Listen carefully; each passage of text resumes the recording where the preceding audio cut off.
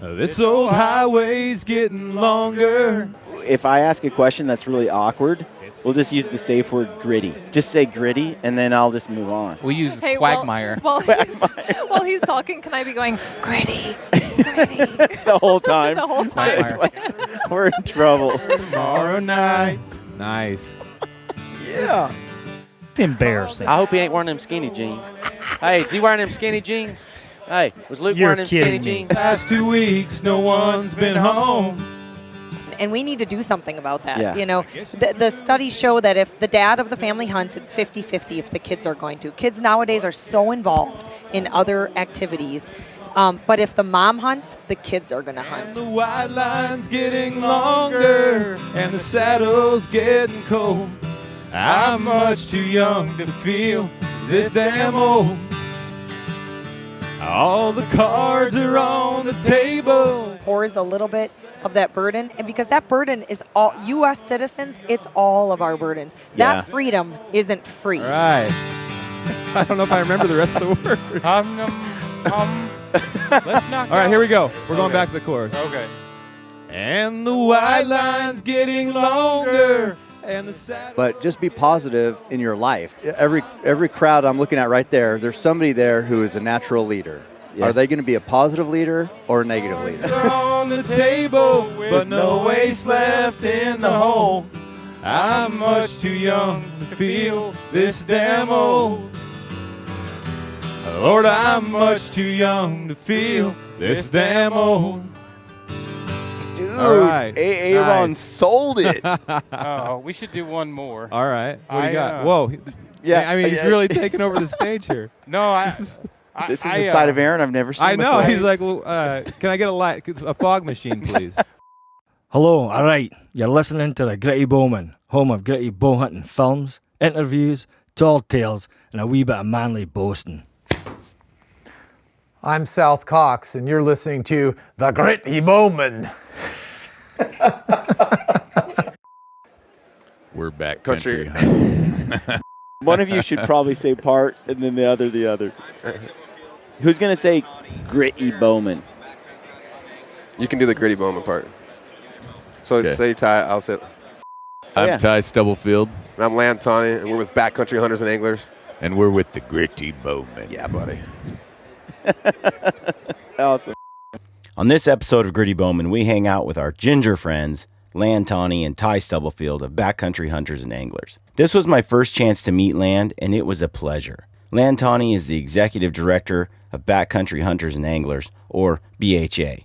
And through BHA, Land fights to keep public lands public. And in case you're wondering, Land is his real name. I thought it was his show name, but it's his real name. Ty Stubblefield is BHA Chapter Coordinator.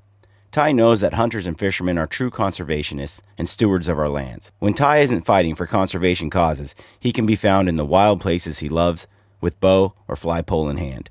BHA understands that our public lands are not free and must be fought for. I'm proud to call these ginger dudes friends. If you're not already, become a member of BHA today. And as a member, try to attend the annual BHA Rendezvous this year, 2016, in Missoula, Montana, on April 1st through the 3rd. You can learn more about their annual shindig at rendezvous2016.com.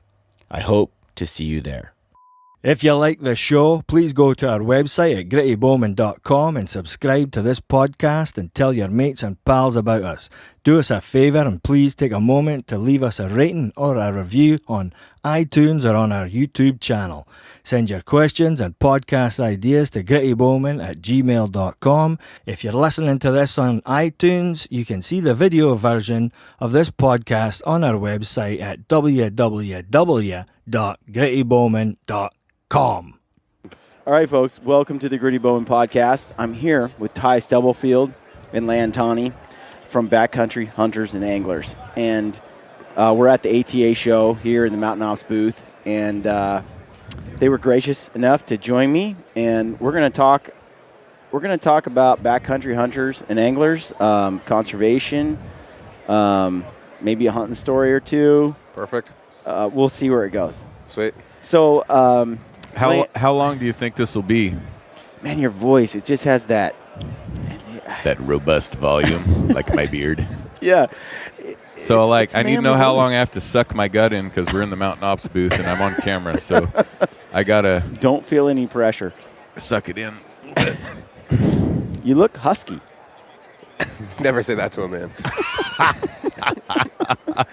You look husky. I did 10 push-ups a week ago. Still feeling the I'm burn. still feeling it. How old are you, Ty? I just turned 40. Yeah. And I'm Lan? 40. Yeah. Yeah. 41. Oh, wow. Look at us. I know. It's a good age. Century of knowledge right here. That's right. Or How long's even a more. century? So, let's talk backcountry hunters and anglers. I know everything about you, Lan. Awesome. Because I listened to the Meat Eater podcast, and but there's a lot of people who haven't listened to that one. Sure. And I admit it's actually, not all about you. So. Let's hear a little bit about yourself and BHA. How did you get started doing this thing? Yeah, so we can go back. I mean, I'm lucky enough to live in Montana. And don't drag this on for Born and 20 raised. minutes. Okay? Well, I'll give you everything. And then I grew up. No. No, I was born and raised in Montana. Very lucky to do that. Yeah. And was around my mom and dad who were involved in conservation. My dad was the first lawyer for the Elk Foundation for the first 10 years until he passed away. So I got to see them kind of grow from Troy in this little kind of trailer to what they're at now. And so that was cool. And always around that. And then, my dad really took me out hunting, I think like a lot of people before I could even shoot, And so I remember being in the duck blind early in the morning, watching ducks come in, watching the dog work. And, he'd give me a BB gun. I thought I had a chance, but never really killed anything. And then, elk hunting with him, we would, I'd go up these steep mountains and there'd be, a couple feet of snow. And I couldn't walk unless I put my foot in every single one of his footsteps. And so I got to really follow my dad, literally up and down these mountains. And so from a young age, I think I got exposed to that stuff. Yeah. And then got an understanding of how important it is to try to conserve and protect what we have. Because I think, that was instilled for me from a young age. And I don't think I really knew that I wanted to be involved in conservation until my father passed away. And that was kind of the silver lining. When was that? I was 21 years ago. Wow. Next week. So a very profound thing for me and, changed my life in a lot of ways. But I think the good thing that came out of that is I realized that I wanted to be involved in conservation like my father. So that kind of led me. That's a tough thing, at especially that age, lose your dad. Yeah, I was, I think, anytime you lose somebody that's important in your life, it's a really tough thing. At that age, it was, I went crazy for a little bit, I can tell you that. Yeah. And I think I found myself in the woods, that's where I kind of came back full circle. Sounds cliche, but, I've been there too. Yeah. Where there's some clarity, you find it there. Yep. And there's something bigger out there, right? So I got lucky enough to go to the University of Montana and get a wildlife biology degree. And fresh out of school, I was painting houses, and that wasn't working out for me. And so there was a new organization called the Theodore Roosevelt Conservation Alliance at that point. Okay. And a guy named Bob Munson, who started the Elk Foundation, was running that organization. So volunteered for them for 6 months, got into a part-time job, worked into a full-time job, and that transitioned into the Theodore Roosevelt Conservation Partnership. And so I worked for them for 3.5 years. I was their national grassroots coordinator. I got to kind of work on all sorts of policies at a national level. Then I went to work for the National Wildlife Federation after that. And worked for them for 8.5 years, and had a lot of fun doing that. Ran their sportsman's programs, ran a couple campaigns. One of my favorite ones was down in Louisiana. I'm a big duck hunter, and I knew my ducks went south, but I really didn't know where they went. And they go to the Mississippi River Delta. That's where 70% of the ducks in all America goes. And that thing has been falling apart forever. And so we worked on a campaign to protect that, and then that oil spill happened, and which was a tragedy. People lost their lives. But the good thing about that oil spill is then it created some money to actually fix that problem down there. And so we got $18 billion to fix that problem down there. And and I'm pretty proud of that effort. And I miss my boys down in Louisiana. I miss the food, the culture, and the music. But then I came here to Backcountry Hunters and Anglers. And really, Backcountry Hunters and Anglers, we've been an organization for 11 years now. Started around a campfire in Oregon. And really was started to... Nobody was really focused on public lands in particular. So you have all these different organizations. I already talked about the Elk Foundation. They do awesome work. Ducks Unlimited, a lot of that's on private land, right? Like in protecting wintering habitat or protecting wetlands for ducks. But nobody's really focused on public lands, and so the organization was formed around the idea of engaging people and on a grassroots kind of level to help protect and promote our public lands. What do you mean by, public lands, not having an organization centered around the protection of that? I mean, there's a lot of foundations out there that care about hunting. Sure. And so what I would say is that, that nobody really focused on it is the way I would say it. And that's all we do. That's our focus every single, when I wake up, when Ty wakes up in the morning, that's what we think about. When we go to bed, that's what we think about. And so there's organizations like Trial Unlimited, TRCP, the Elk Foundation that do some work on public land stuff, but we are focused on that, and there's so many nuances there. What made you realize that this was something, that this was a gap, that this was a hole, this was something that needed filling, that needed attention? I think, I think there's more and more attention being played on public lands because it's like that last bastion of like where anybody can hunt and fish. You don't have to be, a person of means or not. Mm-hmm. And so I think that was part of it, that there was more stresses going on public lands because people almost don't, they take it for granted how important those public lands are. Yeah. And so I think that, that's why the organization was formed, is that people were kind of taking it for granted, and really, we would lose our hunting and fishing heritage if that stuff went away. So that's why we were formed. As hunters and anglers, like, we don't realize that we take for granted. Public lands are the hub of everything that we do. And we take that for granted, because it's always been here. Right. As in our lifetime, it's always been here. I assume it's my right to have it. Right. It's like, which it is. I'm a citizen, American citizen, it's mine. And our fathers and grandfathers, we took it for granted that this is ours. And we don't have to fight for it. And, it really came to realization for me this last year. I was hunting in Idaho. We were about 4 miles back in, and we ran into 4 guys. And so we were calling, and they come running in, and we're like, oh, and they got off, So we went up and talked to them, and 2 of those guys were from Germany. And, they met through some agriculture, industry, and the guys from Germany wanted to hunt elk. Yeah. They can't do that in Germany. Number one, there's no public lands. Yeah. And when you do get the opportunity to hunt, it's very expensive. It costs a lot of money.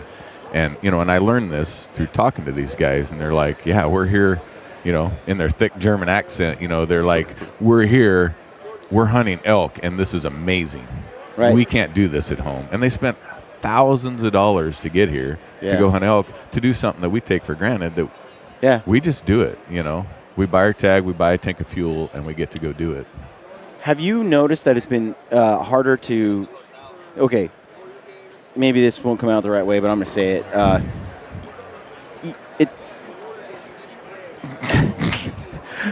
Backcountry preservation or this idea of public land, defending the public land, and protecting it. It's not very sexy when you compare it to elk. Sure. And saving elk. Right. Or saving ducks. Sure. Or you got this iconic photograph of a bull or image of the elk screaming up the wood, and it's like everybody's like, you just are drawn to supporting and ensuring its long-term survival, right? And people are involved in that to ensure that elk survive for a long time, right? They donate, and they're that's kind of sexy. Yeah. And when you come along and you say, okay, we want to also not just ensure that they have long-term survival and they got health and that the herds are doing well, but we also want to make sure that the land they live on stays public, doesn't go private. Right. I don't think people understand why that matters, especially if you're a non-hunter, right? Right. So what if it goes public? Right. Or private, I mean. Right. What? So I think what I would say there is that public land is managed for multiple use. Mm-hmm. So we have timber harvest, we have mining, grazing, hunting, fishing, like it all happens on recreation, public lands. Kayaking. Yeah, all those other things like bird watching, camping, biking. and so like that happens on public lands. If that goes to private, you like lose all that we don't too. get the recreation anymore, but and it's also like you might not have that habitat there either because it's not being managed for multiple use. It's being managed for one thing.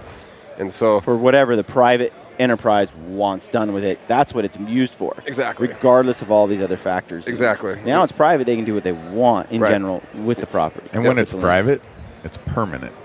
There's no turning back. There's no like, you know what, we decided we really like to be able to do what we do every day, you know, on the weekends or whatever. Once it turns private, there's no going back. There's no turning back the clock. We lose it permanently. Okay, so you live in the city. You don't get out much. You're kind of a concrete baby. Why do I care? I don't really spend time in the wilderness. So the biggest one, I think, there is clean water, right? So 70% of our water in the United States starts in the backcountry. And so that's where that clean, cold water comes from. As we, move in, our climate starts to change, water is becoming more and more important. I mean, look what happens in California. I mean, they can't even put water on their lawns anymore, right? And so water is becoming more important, and so those places where it actually starts is becoming way more important. And keeping that as a public resource for us, for all of us, is a really important thing. Think about our public lands. If they did go private and somebody else owns that water, well, now they got us over a barrel, right? They can charge whatever they want for that water, and we have to just kind of be sucking there and hoping we get a little drop of it, right? Yeah. Right now, that's all our resource. And so once that goes, if it went private, we would either have to pay for it or we wouldn't have it at all. And so I think that matters to everybody. And I think, you talked about how elk are sexy. I think the backcountry is pretty sexy too. It is if you sell it right. Yeah. For sure. Absolutely. But I think I think a lot of people have this misconception that if it goes private, they still feel good because that backcountry's still there. Right. It's still backcountry. It's just not public anymore. Sure. Yeah, I mean, it's safe, owned by this private entity. Right. But is that true? But then we're like the serfs, over in Europe, right? Yeah. That are we're watching the lords play around on their playground, and we just we don't even get the crumbs off of it, right? It's illegal for us to go up there. Which, when you say it like that, it sounds absurd for anybody to be in favor of losing public land. It is absurd. It's absolutely absurd to be in favor of that. But see, I would say it's absurd, but it's also been going on since Roosevelt set these lands aside, right? Like when he set those lands aside, it wasn't like everybody was like, "Oh, that's a great idea." Right. Dude, look at you getting kisses. Got some love. Dude love. Little DL right there. Dude love. Just made up a new term, DL, just for you. Hashtag Brian Daniel Call Lee. Dude love. No, but I think people did not want Roosevelt to do that. He did that, and then the Congress passed an act that he couldn't do it anymore, right? And so, people have been, ever since he set aside, been trying to take it away. And so I think, while we take it for granted that we have them, it hasn't been by accident that we have them, and it's taken 100 years of very active, proactive fight for these lands. Totally. What's been really eye-opening for me is I've listened to Randy Newberg a lot to get an education on this history stuff and what's going on. He's kind of a buff in this area. He studies it and he geeks out on it. He's into the politics part of it. It's been eye-opening for me to hear him explain some of that stuff. One of the things that he mentioned was, as American citizens, it's this land, we have a right to it. Totally. If it's public. As soon as we say, okay, now it's owned by the state, we transfer ownership to the state. Yep. That's not true anymore. Right. It's no longer, we give up our right to the land. Yeah, and I think the states, the whole idea, there's the idea of selling public land to pay off the national debt, which I think is absolutely crazy. Yeah. And there's people that want to do that out in D.C. But then the idea of transferring it to states might sound good to people because then it's like they have more local control. Yeah. But what that ultimately does is, you have one bad fire year, you have road maintenance that has to happen, you got to clean up, abandoned mines. That bankrupts the state, and so they have they can't afford these lands. And so what happens then? They got a couple options. They can raise taxes. Yeah. No politician ever utters that word because they wouldn't be a politician anymore, so that's not going to happen. Second thing, they could rape and pillage it, right? Just make it an industrial kind of wasteland, and get a bunch of money out of that, and then we can't hunt and fish there anyways. Or the third thing is they sell it. And once they sell it, it is not ours anymore. And I'm not saying that all state land is bad. There's lots of wildlife management areas, and that's what people think that maybe these things will go to. But that's not the case. Because one, they can't afford it, and two, they need to make money off of it, right? Well, the track record hasn't been that. No. You know, Randy Newberg went through a kind of a holistic approach, I guess, where he described how often does this happen where you actually have this situation where I lost my thought. It happens. Well, I mean, like Elliott Forest right now, like in Oregon, right? Like, so that's state land that they're mandated to make money off of for like schools, right? And so since it's not making money for them, they're going to sell it to a private entity now, right? And so that's state land. So that's happening, and that's happening in Oregon. It's happening in Montana. I mean, it's happening all over the West. So what are you seeing with like these the threats right now? Like what's coming after our public lands? What's the biggest threat right now? I think the biggest threat probably is, we've been talking about the sale of public lands, but I think the biggest threat is complacency, right? So we've talked about kind of, people, that they're complacent about these public lands. Mm-hmm. They're so vitally important, and really, like, if we lost them in a generation, things would be done, right? I mean, we wouldn't do the things that we all love to do, and it wouldn't generate that money, and it wouldn't provide that clean water for us. And so I think, it's trying to get people motivated to get engaged, and it's not, like you say, it's not that sexy. But if we don't do it, like, shame on us, right? Like, we were gifted this kind of resource and this heritage by, you hear the Roosevelts, the Leopolds, like all these famous names, but there's a lot of people that we don't even know that were there that stepped up and helped protect this, right? And so that's our role now. All we are is caretakers, in my mind. What's so cool, especially if you've grown up in the West, is you really did get to partake in this. Their work more than if you're kind of an Eastern U.S. guy, unless you travel out here a little bit. Yeah, I think definitely there's way more public lands in the West. Yeah. But you look at, we're looking at starting a chapter right now in North Carolina, and they have a national forest that has over 1 million acres. Yeah. Right. So they still have it, and it's even almost more important to them than it is to us because it's like they're these small last bastions. Exactly. Yeah. And it's just, and so I think, I think public land, like we think about, it's all in the West, but it's important all over the country. Yeah. That brings up that you talked about complacency with and I talk about this a lot, and the listeners have heard this before, but how does becoming a member of BHA help this whole process? So we have a small membership because we think you pay a little bit of money, which is what's the $25.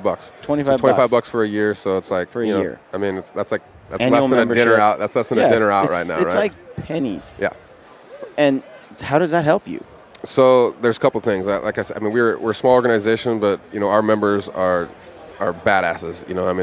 You're a member. You're obviously a badass. But these are people that hunt and fish and think about it all the time, right? And so when we go and talk to elected officials or administrative officials, let's say at a local level, all the way out to Washington D.C., our message resonates because of we spend so much time outdoors. And so what that happens when you become a member, one, we make it easier for you to get engaged at that political process. Yeah. But also provides numbers, right? Numbers matter to politicians, and so the more people that we have engaged in our cause, the more effective that we can be. And I think we've proven already that with a small membership that we're very effective at all levels. And the more that we bring people into the fold, the more effective we can be.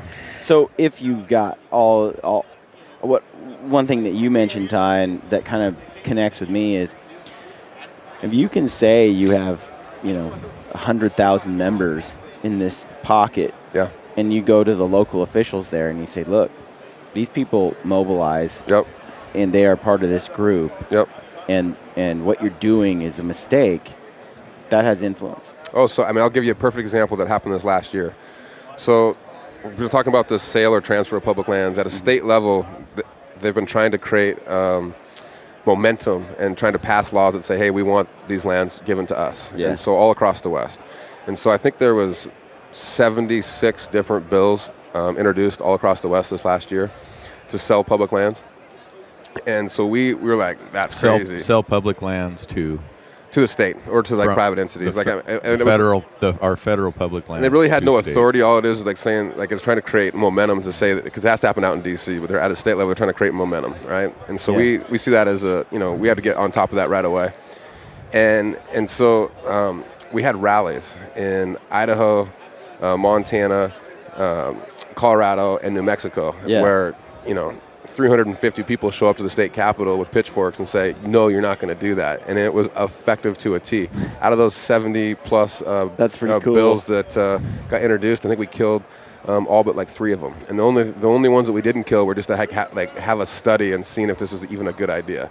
Now, I think that's a dumb idea because you're wasting taxpayers' money on something, that you're going to try to kill later. But but those people showing up to the state capitol made a huge difference, right? Like when you have a bunch of hunters and anglers that are your constituents and they come and they're mad as hell, like that makes a difference. I mean, you mentioned Randy Newberg. Randy was one of the speakers at a rally that we had in Helena, Montana at the state capitol. And Randy gets frothing mad, and he's shaking his fist and he's pounding the table. David Allen was there from the Elk Foundation. Like if you feisty fellows. Oh, feisty fellows, and there's no way you didn't know they were there. There's no way you didn't know they were there. And so that helped effectively stop that stuff. And so I think that's why it's important that we step up and we can be effective. Yeah, that's pretty cool. So one thing that I really thought was neat was our get together that we had in Portland, and I'd like to see more of that, more community within BHA, because there are a lot of hunters that want to connect with others that are like-minded, that have the same passion for conservation. Totally. What kind of get-togethers do you guys have in the works? What do you guys have coming up throughout the year? Local and larger, regional? So some of that just like our chapters are so geographically spread out right now. Yeah. Those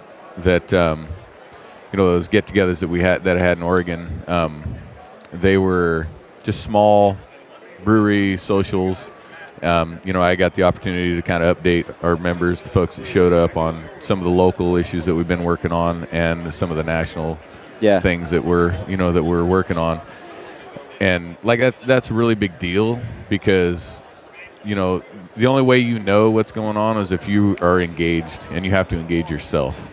And that's a lot of, as hunters, naturally, we don't, unless it's something like we're working on, like we're going to go on this hunt and we sit down with a map or on the computer, we have to engage ourselves.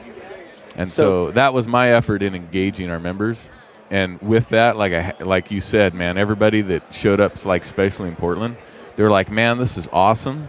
Yeah. We want to do more of this. So from here, I'm passing the ball. So basically, anyone who's a member can just kind of engage yourself, get together with you, reach out, say, hey, give me a list of people we can in this area, or an email, or you could distribute it on their behalf and say, we're going to get together here, or kind of build some of that. Yeah. So my goal is to, get some local members that think this is a great idea and want to be engaged and just kind of take the ball and run with it. And, it's an informal, right, once a month, maybe every 2 months, just get together, drink some beers, talk about conservation. What's this rendezvous party? So that's our biggest event that we have. Yeah. It happens once a year, and last year it was in Spokane. This next year before that it was in Denver.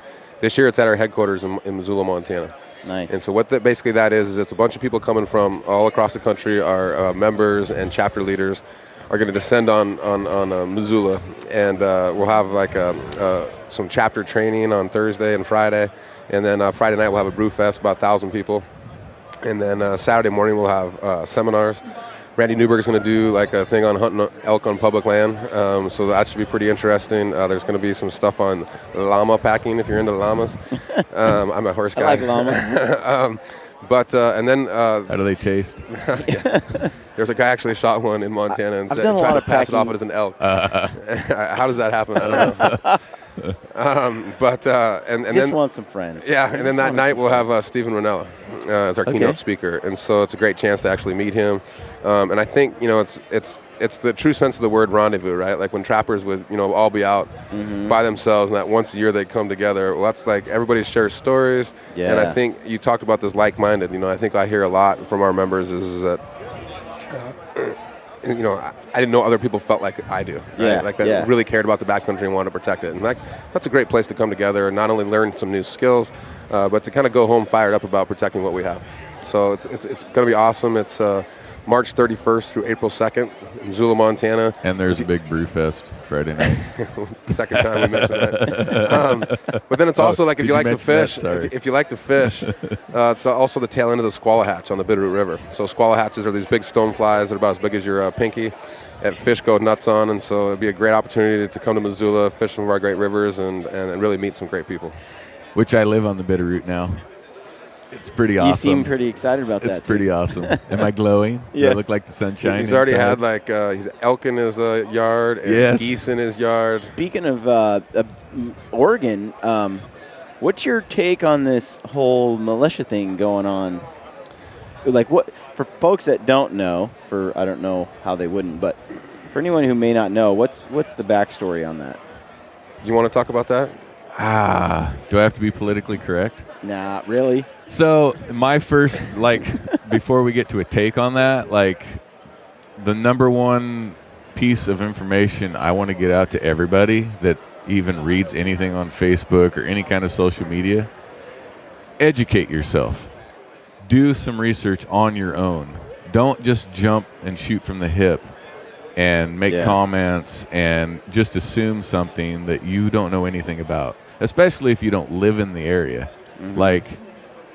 I'm not a very big Facebook guy. I just try to avoid it as much as I can. He's a little Facebook guy. Yeah, I'm a little Facebook guy. And so, but all I've seen the last day or 2 days has just been people shooting from the hip on this issue, making comments and saying they know all this stuff and these huge lengthy posts about something they don't even really know about. I'm not going to make a comment because I don't know what the details are of the folks that got arrested and the folks that are showing up. What I do know is what they did is illegal. Mm-hmm. The folks that took over, the wildlife refuge. They formed a militia and they took it over, and it's not legal. But they're trying to protect a couple of guys that don't want to be protected. They didn't ask them to come there for their help. Right. When I read that, so let me just, as I understand it, you got a group of guys who, with force, with weapons, 150, 200 guys, something like that, they go down, take over a wildlife refuge, take over a building. I think it's more like a dozen, by the way. Malheur National Wildlife Refuge. Oh, really? Yeah. Okay. A dozen guys.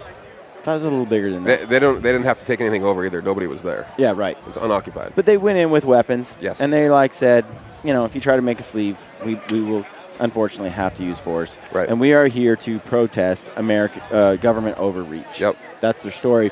And two guys, like you said, that broke the law, got in trouble. I don't really know the whole details. Mm-hmm. Did some time, got out. Judge was like, you didn't meet minimum sentencing laws for what you did. Right. You got to go back. Right. And they're happy to actually go do that. Yep, we're going to maybe not happy, but they're not happy about it. They're going to go do it. They're like, we didn't ask these guys to do this for us. We're going and we're reporting to jail, as the judge said, on X date. And the militia, on their own, went and did this to protest that and other actions by the government. Yes. That's their story. It all seems a little bizarre to me. Yeah, I think, once they got there, I think they thought they were riding in to be the white knights, right, and protect these people. The people said, no, we don't want you. And so then from there, they transitioned into, oh, well, we're just going to make a stand against the government and say that they need to give these public lands back to the people.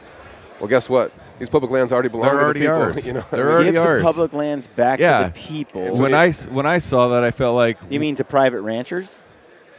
What does he mean? Their statements were that they wanted to take public lands back over and give it back to industry for logging and mining and all this. And that was their statement, that we're taking our public lands back so we can log them and mine them and all this stuff.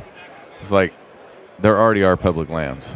When you think about a national wildlife refuge where they're at in particular, is that land was purchased by duck stamp dollars. So if you duck hunt, you got to pay. Now it's It's $25 for a duck stamp. It used to be $15 for a long time. So you hunt ducks, you buy a stamp that allows you to go hunt on these places, right? Yeah. But that they use that money to protect wildlife habitat, which is national wildlife refuges, and so people wanted that. We taxed ourselves through a duck stamp and said, use this money for good things. And now they want to like usurp that process. And so I think, you know, I mean, it's there's this growing kind of, I guess, talk about, you know, the sale of public lands and people's frustrations, which I totally understand. I don't think that, you know, our national forests are managed exactly the way that we would like them to be managed, National Wildlife Refuges, BLM, but we're working within the process to do that. I'm not taking my guns and saying, government, you know, you're doing the wrong thing. Like, they're doing stuff that's illegal, right? Like, there's a system that's out there that they can engage in, which we are engaging in. That just sounded ugly, too.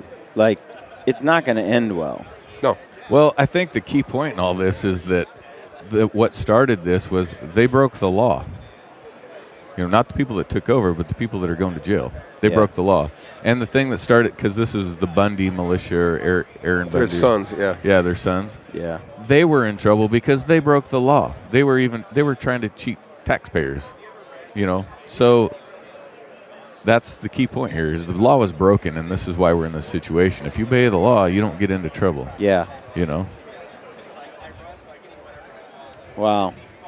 It's sort of, you know, it's a big story down in Oregon. I mean, it's making national press though. It's a big story, but like they've accomplished nothing. What do you think is the? I haven't really paid a lot of attention. I'm just curious. What do you think the outcome of this will be? What do you think people will learn from it? It's sort of weird, like Cecil the Lion thing. There's this thing where people shot from the hip without really knowing the details, you know. And as it turns out, you know, he had all the papers and all this stuff, right? You don't really hear about that. Sure. Now that it's over, there's a lot of negativity that happened, especially toward hunting during that time. And he was tried and convicted for poaching and killing this innocent animal. Right. Now, and now he's, you know, been, declared all good with that incident. Yeah, I mean, I think what happens, I mean, I hope it ends peacefully. Yeah. You know, I mean, I feel for the you know, the government employees that, you know, that this is affecting. I hope that the militia, that none of them are, you know, injured or anything like that. I hope it ends peacefully. Yeah. But really, I think ultimately they're going to get in trouble. I mean, it's just like, I mean, you cannot. What they did was breaking the law and taking things by force. Like, you cannot do that without consequences. And so I hope they get in trouble. And then ultimately, you know, I think it brings more attention to how important our public lands are, and that we do all own them. Like, that's, I think, the craziest thing out of this is, like, we want to turn to the people. Well, we already have them, right? Yeah. And, like, it might not be perfect, but, man, you take that away and we don't have them anymore. It's a far cry better than the rest of the world. Totally. You know? And I think what makes, you know, America unique. Like, it's like the most unique American thing that we have, and at least in my mind. And I think that, you know, I hope that it hurts the cause on the other side that's trying to privatize these public lands. Yeah. You know? I mean, like, these guys aren't playing by the rules. Their ideas are kind of crazy. And you know, let's talk about managing our public lands better, but let's not give them away. Like, yeah. That's a horrible And there's a idea. process to do this. I mean, like what they did, like Land was saying, you know, there's a process which we follow to accomplish our goals. Yeah. Go through that process. So- Don't circumvent the process. You'll lose. So tell me, how did you fall in with this guy, Land? how did you, like, hook up with Ty? So we met at the SHOT Show 3-4 years ago. 4 years ago, yeah. And you know, Ty's somebody you don't ever forget. Yeah. And then did he do anything like? I have nothing I can say on camera. Yeah, I thought so. Yeah, because you know him well. Yeah. And so, you know, I mean, obviously just we're kindred watch spirits. Your stuff. There's the pranks can just cross lines. Right. There's lines. But, you know, he was a fellow ginger, right? Yeah. And so there was a kindred spirits that way. Oh, wow. I think, you know, he was working for Oregon Hunters Association at the time, which is one of the stronger state-based sportsman's organizations in the country. Yeah. And so, you know, I was really natural. What's that? Natural bond there. Yeah, you know, and also, like, I mean, a lot of those state-based organizations aren't as strong as they used to be, and Oregon is kind of bucking that trend, and he was a big part of that. And so I was impressed with that. And then we had this job open up for a chapter coordinator. Mm-hmm. And Ty applied, and you know, I was excited that he applied because I knew the talent that he had. But then I remember going to, like, the SHOT Show that year, and then even at my annual meeting, and I got, like, multiple people coming up to me being like, "Hey, you should hire Ty." You know, and the first couple I thought might be organic, but then I was like, "This is crazy." Like, you know, he's pulling out all the stops, which I appreciated, right? Like, when you want something, you go after it, right? Yeah. And so that was impressive to me, and then we brought him on the team in June. and then he just moved to Missoula, a couple weeks ago. Yeah. And so I'm very excited to have him on the team and in Missoula, and this what his job really is working with our Grassroots chapter folks. Yeah. That's the strength of BHA. We have 17 chapters now across the country that cover 22 states. He's got a big portfolio for them, but it's one of the most important jobs at our organization is to engage them in the process. And like some of these things they were talking about, with like these get-togethers. I mean, the Idaho chapter is doing a backcountry in the backyard that they do once a month where they change different houses and just bring people over. They've got 50, 60 people now showing Have up a to this barbecue, drink some beer, talk about conservation. Who doesn't want to do that? stuff. So, I mean, I think that Ty's job is daunting because it's such a big geographic area. But at the same, it's one of the most vital things that we have in our organization because you engage those leaders and they get involved. Hands and feet, you gotta reach out to everything. Hands Everybody. and feet, what? All the hands and feet are out there. They're like the people that Boots actually on the ground. boots on the ground. Say. All right. Yeah, boots on the ground. There we go. I've never heard the hands and feet, but I might start using it. Happy hands. Happy hands. I'm excited that Ty is part of the organization. He's. I'm a little sad he moved out of Oregon, but you won't be when you want to go fly I still fishing. expect him to come and visit. Totally. We'll get him out there. Yeah. He's going to be traveling a lot this next year. So, Lan, have you hunted with him? I have not. I have not. That you might think tell me twice about, is that a good idea? Or? I don't know, man. I mean, I would say you need to bring your own tent. Don't share a tent. There's definitely going to be you no can lighten spooning. the load by sharing sleeping bags and sharing tents. I've proven that. That's his excuse. That's right. Like, hey, just lightening the load, man. I have to sleep next to you because I'm lightening the load. That's right. I have actually not hunted with Ty, but I've spent some time with Corey Miller and Cody Kellum and there's stories. There's like folklore, like legendary stories. So. I've actually spent some time in a tent with Ty. But it was like an 8-man teepee, so we didn't have to sleep right next to each other. Nice. But we did anyway. But no, I mean, I'm looking forward to having him in Montana. And, Ty is a very accomplished bow hunter, and I think I can learn some things from him. That's cool. I'd say lucky. So are you more into fishing or hunting? I grew up doing it all, and I would say that my heart is like duck hunting. Duck hunting, man. Like I really love watching that dog work, and I have the same line of dogs that I've had since I was 5. And so, I love duck hunting, but then, the places you get to go when you big game hunt are just amazing, right? Yeah. And the country that you're in. And then, fly fishing, I think it's so easy, especially where I live, to get out and get on the river for a few hours, have a boat, a raft, and get out there with the family, and I got 2 young kids. And my daughter is 7, and she's starting to hunt with me, which is quite fantastic. But the fishing is so much easier, right? There's not as much involved in that. And so if I only could do one thing, if you took it all away from me, which would be the worst thing in the world, but if I only could do one thing, I think it would be duck hunting. Yeah. Wow. It's cool. I've been duck hunting. I went through a stretch where I hit it hard. Yeah. For, 4 or 5 years. But, man, I just can't do it all. If it's big game or duck hunting. Yeah. I mean, I think for the food-wise, I would definitely go big game. I've learned how to cook ducks in many different ways that are good, but you got to shoot a lot of ducks to make up for an elk, like a right? Steak, though. No, it doesn't taste the same, and also you got to shoot a lot of ducks to make up for that, right? That's right. But no, I mean, I just took my daughter out. It's really fun. We went over the Christmas break, and this is kind of a funny story. Is that so we've got this? We're doing a promo for BHA, and so we've got a cameraman with us, and so I have to go someplace that's close to Missoula. I've got a couple of duck spots that I like, and so. We get up early in the morning, we go out there, and we got to ford this river. And I haven't hunted there this year at all. And so I called some people, and they said, it's not a big deal. It's like at your knees, And so I start going across the river. I got 45 pounds of gear on my back. And I get about 3/4 of the way across the river, and it's like thigh high. And I'm starting to get moved, and I'm starting to get nervous. And I'm like, there's no way I'm going to go get my daughter and put her on my back and bring her across. And so that's where my mind's going. I'm like, I'm going to get across and go back, and we'll have to go somewhere else. Well, right as my mind starts to drift a little bit, I don't know if I slipped or tripped or the current caught me, but I went down. And I went down for about 50 yards. We had all that pack on my back. And I remember thinking, is this really the way it's going to happen? And my daughter's going to watch me die, And but ended up being able to stop, get up. Well, now the hunt's over because I'm soaking wet, right? Yeah. I get out. I'm worried that she's going to be freaked out. Like, well, Sydney, we can't hunt today. and she's pissed that we can't hunt. And she kind of gets quiet, and we're walking back to the truck, and out of nowhere, she's like, "Dad, thanks for nothing." And I was like, "What?" And she's like, "I really wanted to hunt today, and now we can't hunt." And I was like, there's parts of that you totally love, right? Like that you're like, man, she wanted to hunt so bad that she said that to me. But then there's like, your dad almost died. Like, can you show a little bit of like sympathy to him? And so like I've created this thing with her, and I love that piece, and I think that's why we're doing what we're doing, really. Yeah. Right? Like, I think we're living in pretty good times right now. But boy, if this public land, these opportunities went away, that means that she doesn't experience that. It doesn't, a whole other generation, and we lose that. And we talk about the economics of hunting and fishing, which is gigantic in the outdoor industry. It's like $646 billion a year nationwide. That's huge, but it's really like that. I think it's like that.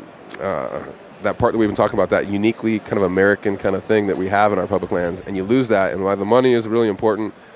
Those places that you can go and still go, that 200 years ago are pretty much the same as backcountry. Like you can still experience that, right? Yeah. And like that's pretty damn cool, and it's really unique to who we are. So that's I think what's at stake here. Well, guys, thanks for coming on the show. Yeah. Folks listening, go out if you haven't done it yet. We said it 100 times. Say it again. Go and join BHA. $25 annual membership. Annual membership. You get a magazine 4 times a year. Get signed up and get involved. Yep. We got to have you to protect these lands. Totally. Absolutely. All right, guys. Stay Thanks, gritty. Brian. Gritty. Thanks, man. Gritty Thank you. Yep. Cheers. Okay, Gritty friends, I hope you enjoyed that podcast. If you did, please take a moment to leave us a review on iTunes, Podbean, or Stitcher. We love reading your reviews. And connect with us on social media if you're on there. Look us up on Facebook and Instagram, and take a moment to subscribe to our YouTube channel so you can receive notifications when we upload new videos. We've got a sweet deal with Mountain Ops. You get 20% off on all Mountain Ops supplements, combo packs, and apparel when you type in the word gritty at checkout. If you're a hardcore elk hunter, or you want to be, go to the Elk 101 website online and check them out. Our friend Corey Jacobson is killing it with some of the best elk hunting information and entertainment on the web. If you haven't heard, we're doing a huge gear giveaway to try and grow and expand the Gritty community on Facebook and Instagram. I asked a bunch of friends to pitch in on this gear giveaway, and they all came through with some awesome stuff. Our friends at Kafaru, Rockslide, First Light, Phelps Game Calls, One Shot Gear, Mountain Ops, Triple X Archery, Blacktail Outdoors, and Is It September Yet are pitching in some sweet gear for the giveaway. We'll announce all the details in the next few weeks. All you have to do to be entered to win is like our Gritty Bowmen Facebook page and follow us on Instagram. All right, friends, let me leave you with one other quote from Theodore Roosevelt, who said, "It behooves every man to remember that the work of the critic is of altogether secondary importance, and that, in the end, progress is accomplished by the man who does things." We all have a choice. We can be people who do things or people who criticize the work of others. It's pretty simple, really. Get out there and do your thing. Good luck on your hunts, and stay gritty.